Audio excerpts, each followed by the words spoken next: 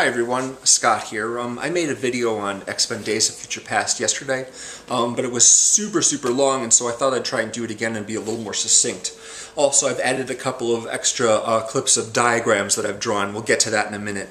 But I wanted to talk about, first of all, this movie, directed by Bryan Singer, was one that I was really looking forward to at the beginning of the year. And so I saw it on opening day, and since then about a week has passed, a week and a half or so. And the more I think about this movie, the less I like it, because there's a lot that really doesn't make sense. They have this basically, it's a time travel story, of course. And I'm going to get into a lot of heavy spoilers here about the ending and about how things turn out at the conclusion. And so obviously, if you've not seen the movie yet, you're planning to, you don't want to have all those story points ruined, I would recommend not watching this video at all. Wait until you bookmark it, put it on a playlist or something like that. Wait until a time is such as that you've seen the movie and you're ready to think about all this stuff right here. The number one question, okay, just so we're clear, spoilers from here on out, except for this first part right here. The number one thing that I really wanted to know going into Days of Future Past was what happened to Charles. After X-Men The Last Stand, he, of course, was disintegrated.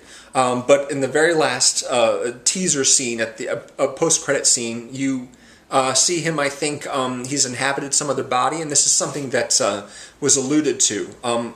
A friend of mine told me that Charles might have an identical twin brother, and so if that person was comatose and brain dead or whatever, then Charles's mind could have psychically transmitted itself from his brain right before his death or immediately after his brain was disintegrated into this person's mind, and so as long as he was an identical twin, he would look exactly like Charles. But the question is, why is he still paralyzed? Seriously, that doesn't make any sense. But in the original timeline, what I'm talking about, the timeline, the Sentinel timeline at the beginning of the film, you know, Charles died, and so there's no explanation for how he was able to come back. And since he had, why he's still paralyzed. If he could reconstitute his body or transmit his body into another person who looks just like him, then why is he paralyzed? That doesn't make any sense at all. Okay, so that's my first quibble right there. The mission that they undertake is one where they're trying to get changes made decades earlier. But Kitty, who is the Ellen Page character, has been sending Bishop back in time a few days so they can avoid the Sentinels. If they're attacked, she'll run off with Bishop somewhere safe, and she'll put her hands on either side of his head and transmit him a few days earlier so that they can clear out of there. They can clear out of wherever they're hiding before the Sentinels actually arrive and track them down. This raises the question, how do the Sentinels actually track them down? If they're basically just moving to another facility, won't the Sentinels be able to track them down there? Apparently they've had to do this over and over again. What Kitty tells Logan, before she puts him under, before she, you know, basically sends him out to that alternate stream on a fishing line, is that he will retain his memory of the original timeline, and he'll be the only one to do so. He will know the differences between the Sentinel timeline and the non-Sentinel timeline. Which means that every time she sends Bishop back, he's going to have that moment where suddenly he's disoriented because he doesn't know what's going on. First of all, he's going to pop up a few days earlier, his older self, and say, hey, the Sentinels are going to come for us here, we need to clear out of here now. And when those changes go into effect, of course, once the actual transmitting of his consciousness is over with, then his future mind will revert back to his future body in an alternate timeline. If there's two timelines running side by side, and one of them is the Sentinel, the timeline where the Sentinels attack Bobby and Kitty and Bishop and all the other guys, and the other one is the one where they've cleared out of there before they get here, then his consciousness is jumping back and forth between the two, and that should create a lot of disorientation from him. It's just something that I thought of after the fact, because he seems really together about this, but you know, he keeps it's like in source code, you know, where they keep trying to change the past, and of course everyone doesn't realize that the past has been changed, so he has to keep explaining to them over and over again, and then of course his mind will catch up or something like that. It's a little bizarre, but there's like a point in which his present day mind will come back, and then his future mind will take over again. So it's bound to be really disorienting. It's bound to happen over and over again. Okay, something a little more specific. when Raven arrives in Vietnam disguised as a colonel and helps get the other mutant soldiers out of there, once that scene is over and she gets them on the plane, she changes into her apparently human self. She, of course, walks around looking like Jennifer Lawrence, of course, without the makeup for most of First Class. But in Vietnam, there are no American female soldiers in Vietnam. I don't think that that actually happened. So why would she adopt her usual persona when she would be completely out of place there? My guess is they just wanted to make sure that Jennifer Lawrence was recognized by people who maybe didn't know that she was in the movie or just needed to know that it was her after seeing in the makeup. I don't know, it doesn't make a lot of sense. One thing that really bugs me about this movie is that at certain times it seems to be a movie made for people who have watched all the X-Men movies, and at certain times it seems to be made for people who have never seen any X-Men movies at all. And it switches back and forth between those two, and it's just like, make up your mind, which is it? I mean, those of us who know who Jennifer Lawrence is, know she plays a part, don't need to see her in her normal looking face at that point in the movie. That just seems like something to help clue in people who might not recognize her at first, or might not recognize her voice when they see her in the blue makeup. It just doesn't make sense, because hello, she wouldn't be walking around in Vietnam as an active duty soldier if she's a girl. It just wouldn't happen. Okay. How did Logan get his adamantium claws back? In the Sentinel timeline, he has his metal claws back, whereas in the Wolverine, he got them removed, basically. Somebody chopped off his claws, and of course his bone claws, which are part of his physical anatomy, grew back, like every other part of his body that gets injured, but of course the adamantium doesn't grow back. However, in Days of Future Past, in the Sentinel timeline, he has the metal back. Now that, of course, is part of the original timeline. So I think it would work better if we just ignored the Wolverine altogether. I mean, it just doesn't work. Including the movie The Wolverine that just came out last year, in the timeline is just basically a distraction. It doesn't have any bearing at all on the things that happened in Days of Future Past. It really doesn't. Especially that bit with the bone claws, because he's supposed to be without them. Apparently, some point between those two movies, those two stories, they found a way to give him adamantium claws again. I don't know, there's no explanation for it. It's not as disagreeable as not explaining how Charles came back to life, but still, it's annoying. It's just annoying that they didn't even explain that. So what you see here is a little timeline they've worked out. I've got two timelines here, basically, proceeding from 1960 to 2030, just to give myself a little bit more room to write. I've numbered the even number years here, or I don't know, decades, and the 70, 90, those aren't odd numbers exactly, but you get the picture. Basically, just give me a little more room to write. Now, let's take a look at the timeline from the Sentinel Future, which is what happens at the beginning of Days of Future Past. X-Men First Class takes place sometime around here. That is First Class. That is around the Cuban Missile Crisis. So that would be right about here. And 1973, of course, is when Days of Future Past takes place.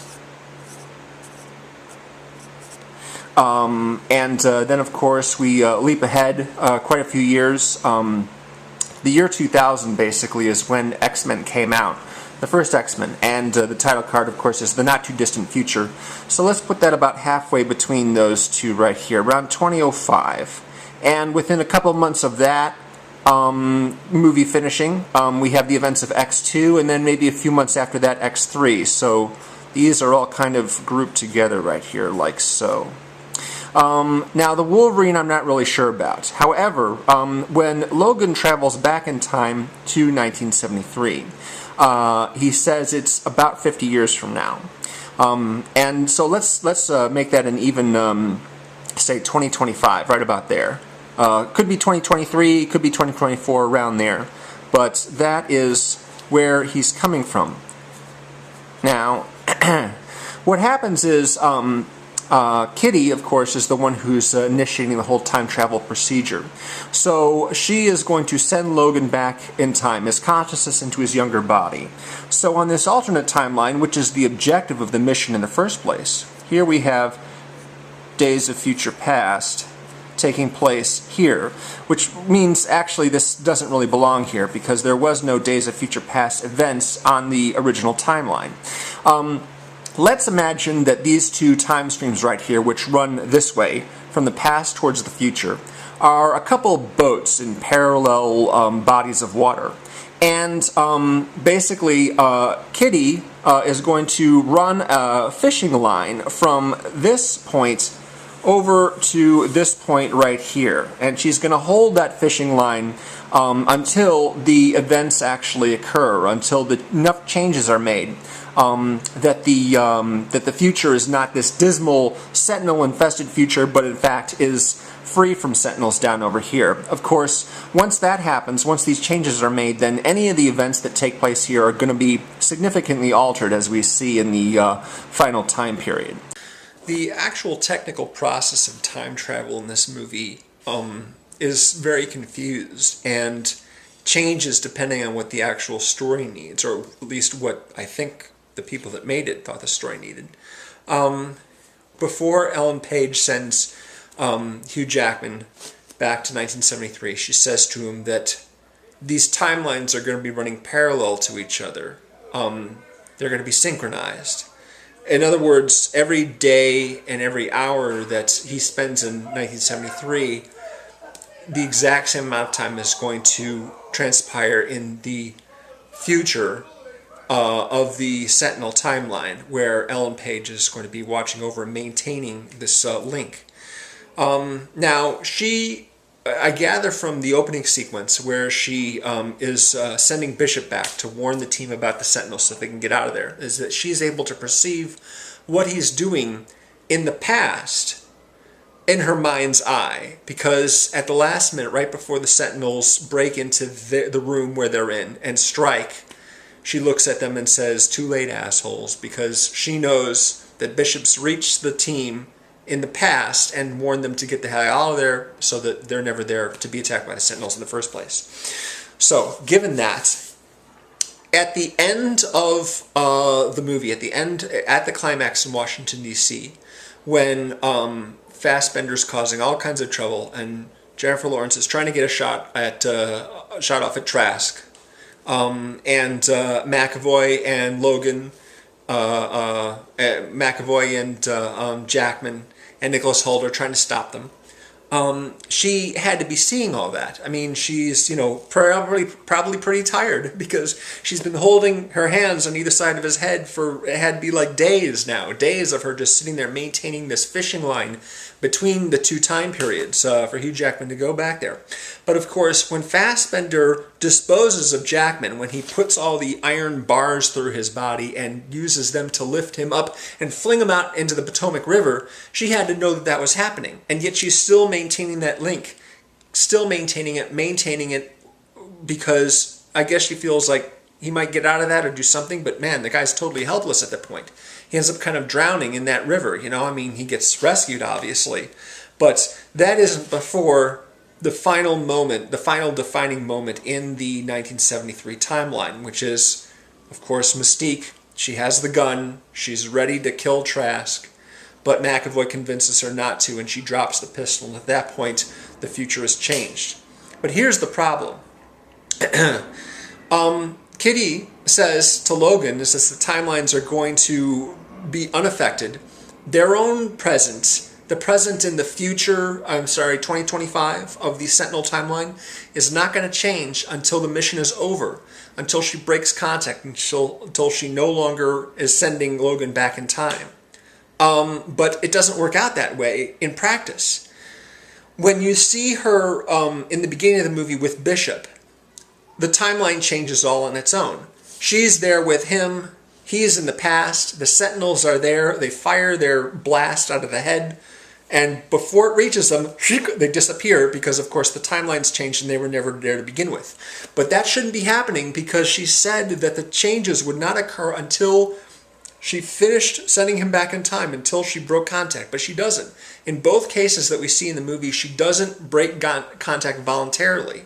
She either waits to be killed, or the change goes into effect where they didn't actually, do anything, weren't there and didn't actually send anyone back in time at all, which is of course inconsistent. Doesn't make sense that way, because if that happened, then the other changes that occur in 1973 when Logan goes back should affect their present as well. Okay, if you've got Hugh Jackman and if you've got Logan and Charles and Eric stopping Raven from killing Trask in Paris, that event all by itself is going to change the future. And of course, since Trask doesn't die at that moment, since he lives and continues to develop the Sentinels and is inspired by the transformative abilities of Mystique to get the Sentinels to adapt as well, then those changes in the Sentinel design are going to come much earlier than they did.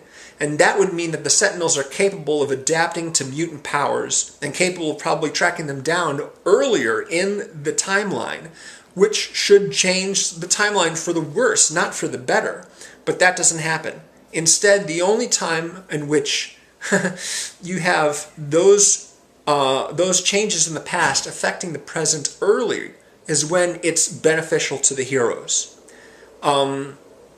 What should have happened, basically, in that last scene where Ellen Page is maintaining that fishing line, is when she sees the Sentinels are on top of them, they're about to fire, and she knows, because she can see into the past, that Logan's helpless. He's at the bottom of the Potomac River. He's not going anywhere. She should have just broken contact right there. Because when she cancels the mission, when she terminates it, that's when all those changes go into effect. But she didn't do that. It's the same thing as what happened in the first thing. The Sentinels open fire, the blast in slow motion goes straight towards them, but before it reaches them, boom. I mean, if you think about it, it would make more sense for the Sentinels to actually kill them, because if the Sentinels killed Kitty and Logan, then the link would be broken and all the changes would go into effect. Essentially, the Sentinels would kill themselves. But that didn't happen. What you see actually happen is in conflict, it contradicts what the rules are, what the process is, the way that Kitty describes it. So I've added a couple of things now to the chart to talk about the non-Sentinel future as it's depicted in one of the last scenes in the movie. First Class, of course, since Logan didn't go back any earlier, First Class, the events of X-Men First Class are unchanged. It's the same on both timelines. So once the fishing line is cut and all those changes go into effect, and Mystique drops the pistol and ends up not killing Trask, and we create this new timeline without any Sentinels in it. Then, as Kitty said, that Logan would be the only one, since he was the one going back in time, he would be the only one to remember this original timeline right here with all these events, the events of X1, X2, X3, and in the Wolverine, if you want to count that too, but it really doesn't matter at this point. It's not really a significant event in the timeline as it is. So Logan ends up, once his little adventure back here is done, he jumps back to 2025, except now it's the new timeline, and he doesn't remember, of course, anything that happened in here. His original self did, and we can assume, of course, since he encouraged Charles to go and find Aurora Monroe and Scott Summers and Jean Grey and all those guys to reform the gang up here, that he probably came into contact with them around this time, or maybe a little earlier, maybe a little later. But the point is that he ends up at the school at the same time as the rest of them, including, of course, Kitty, who's now a teacher there at the school, and Scott and Jean Grey and Rogue and Bobby, and they're still together for some reason, even though Bobby really ought to be with Kitty. I think he'd be happier with her. But of course, the weird thing is that his original self, his First Class self right here, obviously, of course, Logan turns up briefly in First Class, but he has all this history here, and that person is now gone because it's been replaced by the future version of Logan, or this version of Logan from the original timeline, from the Sentinel timeline. And now, after all these years of Logan interacting with the other mutants and with the people at the school in the non-Sentinel timeline, suddenly, bam! Logan from the Sentinel timeline shows up and just squeezes him out. So that version of Logan from this point on is gone. And personally, I have a hard time wondering, since I don't know exactly where X-Men Apocalypse is going to take place on this timeline, but it's I assume it's going to involve Fassbender and McAvoy and the rest of the cast of First Class, whichever characters they choose. It's not going to end up being something that occurs over here, I don't think, because as far as I'm concerned, showing this scene at the end was kind of a waste of time, because there's all these adventures, these X-Men adventures involving the new cast that are potentially going to take place on this new timeline right here. And by showing what happens in the end here, you're basically assuring everyone that Charles is okay, and Jean Grey, and Storm, and Cyclops, and of course Kelsey Grammer, Rogue, Bobby, and Kitty. They all make it just fine and dandy at this point in the timeline right here, and everything's hunky-dory. And it would have been better if they had just not shown this whatsoever. Kitty could have explained what happened to Logan, and maybe we get a glimpse of that, but to show everything, all these characters here basically sort of invalidates any kind of struggle that we'll have and any kind of danger that they'll be put in, because we know that they're going to live to this point. All those characters that show up in that last scene are going to live to this point, so none of them are in any danger of dying anywhere along this timeline right here, which is a little bit stupid. I kind of wish they hadn't done that. Next question. How do the 1970s Sentinels work without copper wires? Trask, of course, is aware of Magneto. He's aware of his power. He knows that he can move metal. So he says, there's no metal in my robots to track down the mutants, okay? They're made of a space-age polymer, no metal at all. Okay, copper wires? Huh? Electricity? How do they work without electricity, without copper wires to transmit electricity, huh? How does that happen? Seriously, it doesn't make any sense. And on top of that, let's say that it did work, okay? Let's say that he managed to build something without any metal, including copper wires, that actually turned on and worked that way.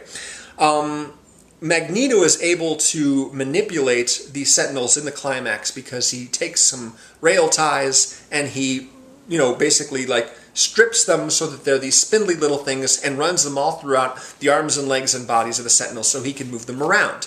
Now, I don't have a problem with that, because they can run around and float in the air and smash things and what have you, but they can't actually fire their guns because he can't turn them on. Magneto cannot turn on the Sentinels if they have no copper wiring, if they don't have any electronic parts. And they certainly wouldn't be able to track mutants via their video displays that you see in the movie like that. And they wouldn't be able to fire their guns. It just doesn't make any sense at all. They can move around. He can float them through the air and what have you. He can have them stomp around and smash things, but he can't actually switch them on because apparently there's no metal in any of them. Doesn't make sense. How does the serum help Charles's spine? The serum suppresses the mutant gene, kind of like in the Mutant Cure in X3, in Beast, so that he doesn't always the blue furry guy. He can look normal, and he can switch himself into furry blue mode when he needs to fight somebody.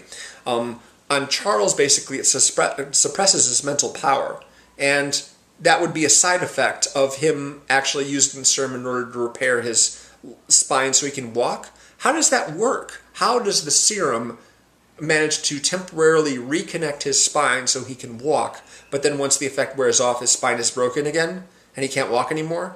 Doesn't make sense. Don't know what that's all about. You'd think that you would need two different serums for that kind of thing, but apparently it's an all-purpose serum that does both of those things, including suppress Charles's powers. Also, I gotta wonder why Rogue and Bobby are still hanging around that school. Wouldn't they have graduated by now? Are they both working there? Kitty's working there. She's a teacher, and the others, they've been there for a long time.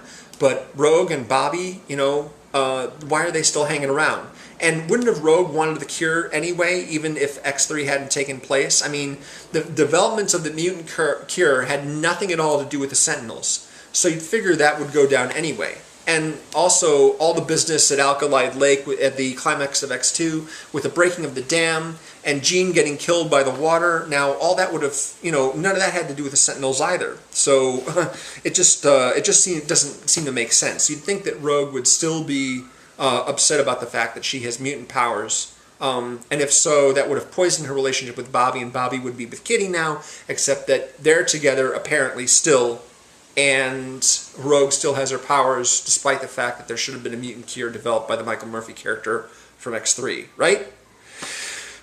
Anyway, I don't like the fact that they just want to ignore all that stuff, They just want to forget that it ever happened. I mean, it happened, deal with it, okay? Work with it. Okay.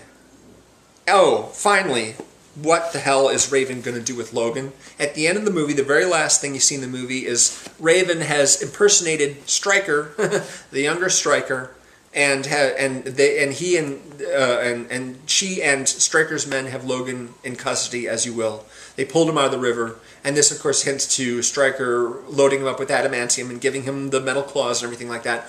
Why would Mystique do that? She doesn't have any idea who he is, okay? She interacted with him on roughly 2 occasions. Right outside the White House, right before Logan got all the metal through him and got thrown into the Potomac River, and earlier in France when he didn't even know what the hell was going on because his 1973 mind came back momentarily. She jumped out the window.